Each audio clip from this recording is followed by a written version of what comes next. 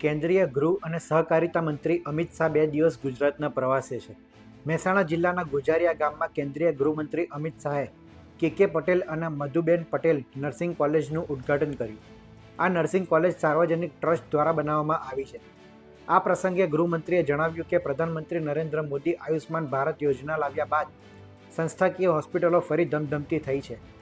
તેમણે 51 જૂની હોસ્પિટલોના રિનોવેશનનો સંકલ્પ કર્યો છે, જેમાંથી 39 હોસ્પિટલનું કામ પૂર્ણ થયું છે. આરોગ્ય ક્ષેત્રે 2014થી 2025 સુધીમાં મોટું પરિવર્તન થયું છે. કોંગ્રેસના શાસનમાં આરોગ્ય માટે 37,000 કરોડનું બજેટ હતું, જે મોદી સરકારમાં વધીને 1.37 લાખ કરોડનું થયું છે. હાલમાં 60 કરોડ લોકો પાસે આયુષ્માન કાર્ડ છે. 75 વર્ષથી ઉપરના નાગરિકો માટે આવકની મર્યાદા વગર 5 લાખના કાર્ડની વ્યવસ્થા કરવામાં આવી છે. ત્યારે સરકારી હોસ્પિટલો ખૂબ ઓછી હોતી હતી. એ વખતે દેશભરની આરોગ્ય સેવા અને વિશેષ કરીને ગામડાની અને ગરીબોની આરોગ્ય સેવા સખાવતી હોસ્પિટલો પર નિર્ભર હતી. શેઠિયાઓએ કરેલા દાનના આધારે લોકોના આરોગ્યની સાર સંભાળ લેવાતી હતી. કાળક્રમે એ બધી હોસ્પિટલો ધીરે ધીરે ધીરે ધીરે ક્ષીણ થઈ ગઈ.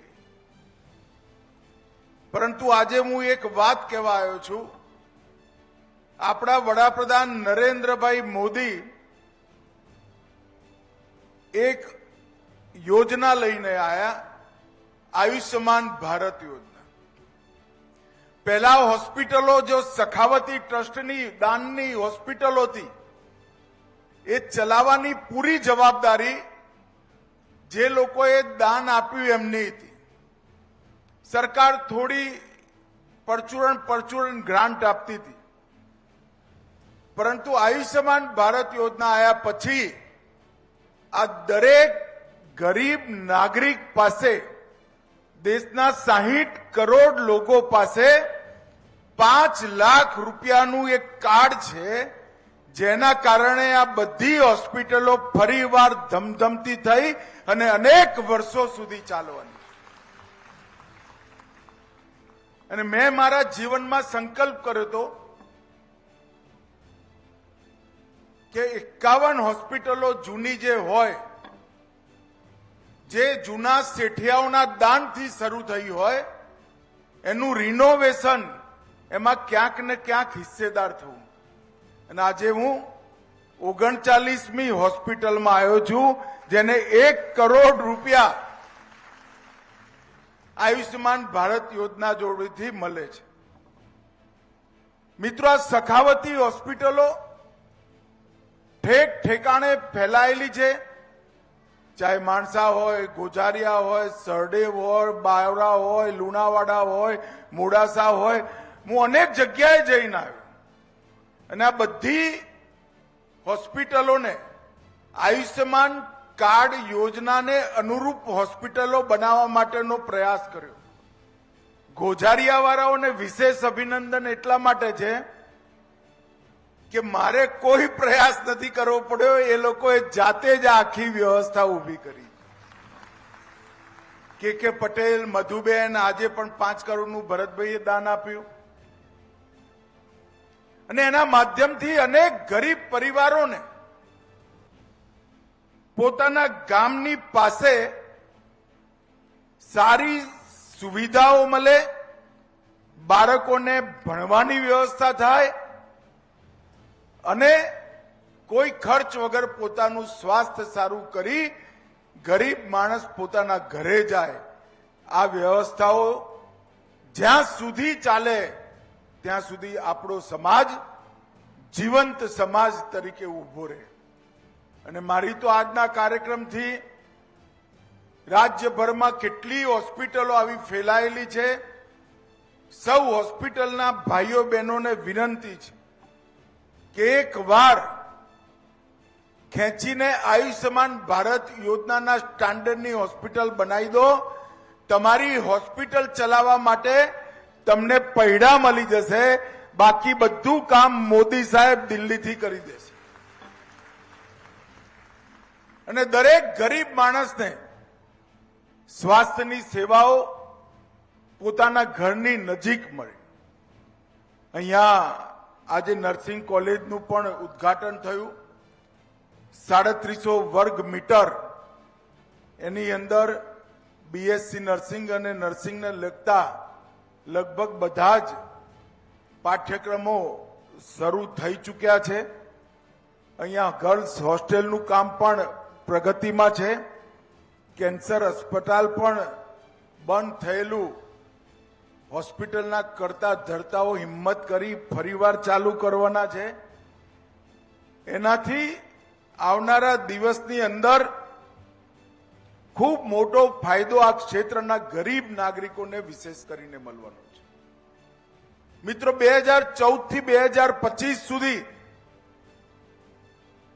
દેશના સ્વાસ્થ્યના ક્ષેત્રની અંદર ખૂબ બારીક આયોજનથી નરેન્દ્રભાઈએ આમૂલ ચૂર પરિવર્તન કર્યું. 60 કરોડ લોકો સાથે આજ 5 લાખનું પોતાનું કાર્ડ છે અને દરેક વ્યક્તિને એનો ફાયદો મળે અને ભારતના દરેકે દરેક 75 વર્ષથી ઉપરની આયુના નાગરિક માટે એમાં કોઈ ઇન્કમની લિમિટ નથી. એના માટે પણ 5 લાખના કાર્ડની વ્યવસ્થા કરી. એની સાથે સાથે Swachh Bharat mission, fit India movement, Har Ghar Jal, દરેક ઘરમાં શૌચાલયની વ્યવસ્થા, મિશન ઇન્દ્રધનુષથી દરેક બાળકનું ટીકાકરણ, પોષણ અભિયાન અને આયુષ્યમાન ભારત. આનાથી સમગ્ર આરોગ્ય ક્ષેત્રને મજબૂત કરવાનો પ્રયાસ કર્યો.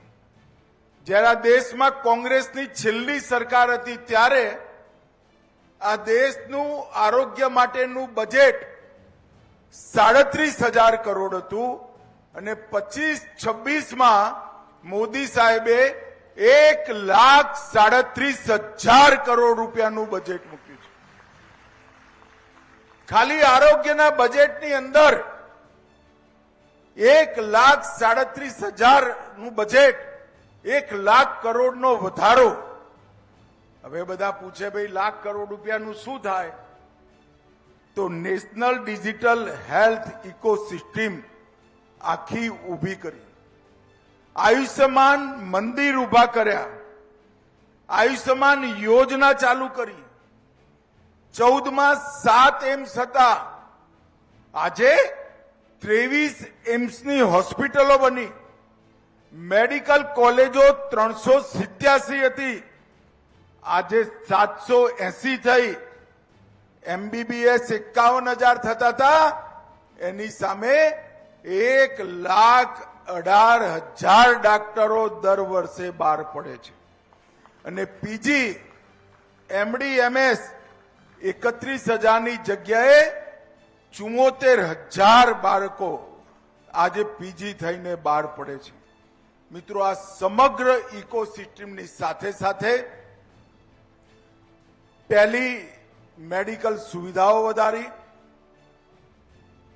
પ્રધાનમંત્રીજીએ એક સસ્તી દવાઓની યોજના ચાલુ કરી, જન ઔષધિ યોજના, અને એના નીચે છેલ્લા 10 વર્ષમાં 25,000 કરોડ રૂપિયા સસ્તી દવાઓ દરેક નાગરિકને મળવાની વ્યવસ્થા થઈ છે. અને મિત્રો, અને આયુષ્ય ભારત હેલ્થ ઇન્ફ્રાસ્ટ્રક્ચર મિશન હેઠળ 730 પબ્લિક હેલ્થ ઇન્સ્ટોલેશન અને 3382 તાલુકા કક્ષાના પબ્લિક હેલ્થ ઇન્સ્ટોલેશન બનાયા. આ બધાનો સરવાળો કરીએ તો ભારતના 130 કરોડ નાગરિકોના સ્વાસ્થ્ય માટે ખૂબ મોટું અભિયાન ભારતના વડાપ્રધાન, આપણા જ ગુજરાતના પનોતા પુત્ર નરેન્દ્રભાઈએ ચલાવ્યું છે. પરંતુ મિત્રો, આ બધું હોવા છતાં જે અહીંયા બધા બેઠા છે એવા શેઠિયાઓના દાનથી જે હોસ્પિટલો ચાલુ થઈ છે એને ચલાવવાની જવાબદારી આખા સમાજની છે. એ હોસ્પિટલોને સરકારી સહાય મળે એના માટેનું લિંકિંગ જરૂરી છે, પરંતુ હોસ્પિટલો જે આપણા પુરખાઓએ પૂર્વજોએ બનાવી એને આજની આધુનિક હોસ્પિટલ બનાવવાની જવાબદારી સમાજની છે.